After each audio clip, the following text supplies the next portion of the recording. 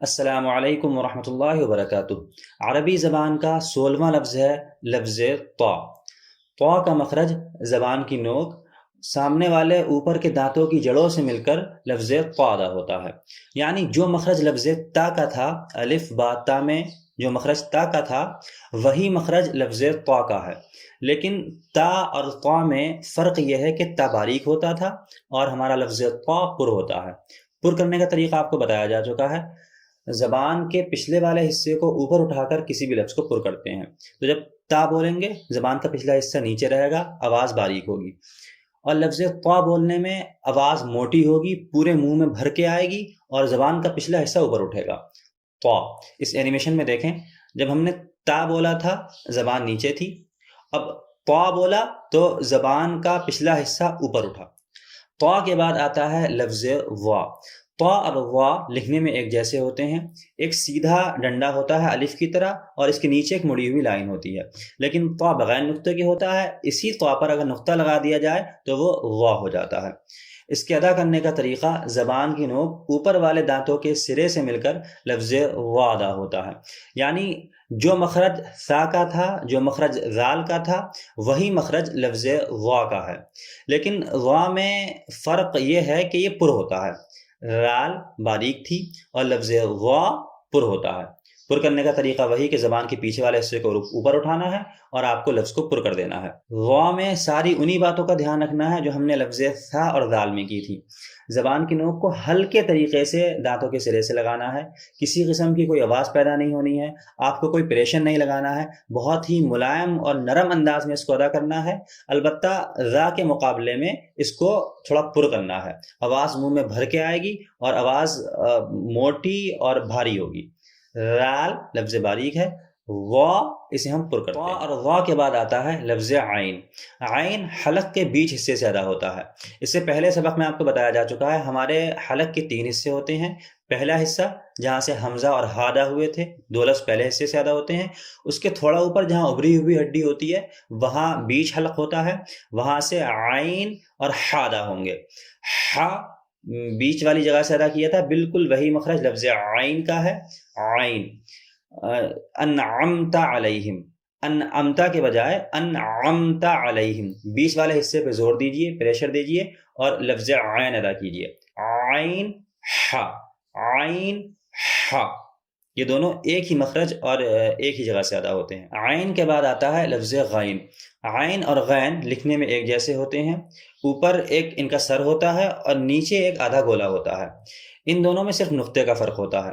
ہمارے اکثر لفظ لکھنے میں ایک جیسے ہیں، صرف نقطوں کا فرق ہے، جیسے با تا سا، ان میں نقطوں کا فرق تھا، ہا خا میں نقطوں کا فرق تھا، دال دال میں نقطوں کا فرق تھا، رازا میں نقطوں کا فرق تھا، سین شین میں نقطوں کا فرق تھا۔ ایسے ہی عین اور غین میں نقطوں کا فرق ہے۔ عین بغیر نقطوں کے ہوتا ہے اور غین کے اوپر ایک نقطہ ہوتا ہے۔ جب یہ لفظ اکیلے اکیلے لکھے جاتے ہیں تو اس طرح لکھے جاتے ہیں، عین اور غین، لیکن جب ان کو ملا کر لکھا جاتا ہے تو وہی صورت ہوگی جو جیم ہا اور خا میں ہوئی تھی۔ ان کے اوپر کے سر کو باقی رکھا جاتا ہے اور نیچے کے گولے کو غائب کر دیا جاتا ہے، جیسے اعوذ باللہ۔ اعوذ میں الف کے بعد عین ہے جو بیچ حلق سے ادا ہو رہا ہے اور بغیر نقطے کے ہے، لیکن اس کے نیچے کے گولے کو غائب کر دیا گیا ہے ملانے کی صورت میں۔ اور غین غیر المغضوب علیہم، غیر میں لفظ غین ہے، یعنی عین کی طرح ہے، اس کے اوپر نقطہ ہے اور اس کے نیچے کے گولے کو غائب کر دیا گیا ہے۔ بیچ حلق سے ہم نے لفظ عین اور ہا ادا کیے تھے، اب اس سے تھوڑا سا اوپر جہاں زبان کی جڑ ہوتی ہے یہاں سے غین ادا ہوگا، یعنی جہاں سے خا ادا ہوا تھا وہیں سے غین ادا ہوگا۔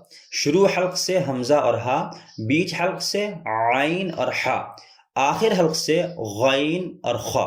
لفظ غین بھی ہمارا پر ہوتا ہے، جہاں سے ادا ہوتا ہے اسی حصے کو تھوڑا اوپر اٹھائیں، وہیں سے لفظ غین پر بھی ہو جاتا ہے۔ تو خا اور غین حلق کے آخری حصے سے ادا ہوتے ہیں اور دونوں ہی لفظ پر ہوتے ہیں۔ عین اور غین کے بعد آتا ہے لفظ فا۔ ایک گولے کے بعد سیدھی لائن ہوتی ہے اور اس کے اوپر ایک نقطہ ہوتا ہے جسے ہم لفظ فا کہتے ہیں۔ فا اگر اکیلا لکھا جائے گا تو کچھ اس طریقے سے لکھا جاتا ہے، لیکن اگر کسی لفظ کے ساتھ ملا کر لکھتے ہیں تو ایک گولے کے اوپر ایک نقطہ لگا دینے کو ہم فا کہتے ہیں. جیسے نفاثاتی فی العقد، نفاثاتی میں نون کے بعد فا ہے، صرف ایک گولا ہے اور اس کے اوپر ایک نقطہ لگا دیا گیا ہے. اس کے ادا کرنے کا طریقہ بہت آسان ہے. اوپر والے دانتوں کو نیچے کے ہونٹ سے ملا کر لفظ فا ادا کرتے ہیں. فا، فا. عین، غین اور فا کے بعد آتا ہے لفظ قاف. قاف ادا کرنا تھوڑا سا مشکل ہے، بس آپ اس کے مخرج کو اور ٹیکنیک کو دھیان رکھیں تو انشاءاللہ آپ کے لیے آسان ہو جائے گا.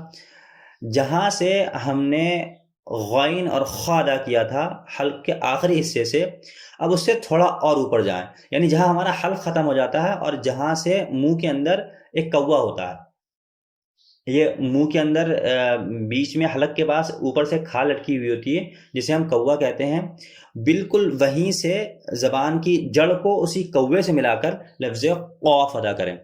قاف. مستقیم، مستقیم. لفظ قاف پر ہوتا ہے.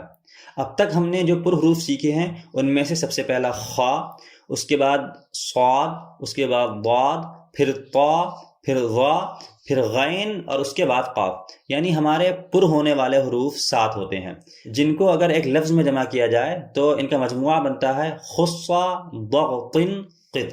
7 لفظ ہمارے پر ہوتے ہیں اور لفظ قاف ان میں سے آخری لفظ ہے. قاف زبان کی جڑ اوپر جہاں کوا ہوتا ہے اس سے مل کر لفظ قاف ادا ہوتا ہے.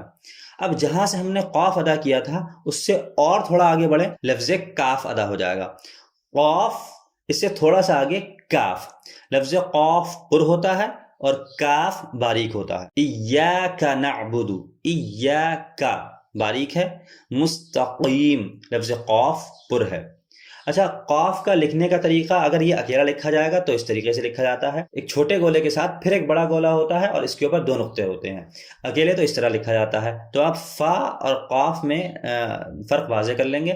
لیکن اگر کسی لفظ کے ساتھ ملا کر لکھا جاتا ہے تو وہی فا والی صورت رہتی ہے. اس کے ایک گولا ہوتا ہے چھوٹا سا، لیکن فا کے اوپر ایک نقطہ آیا تھا.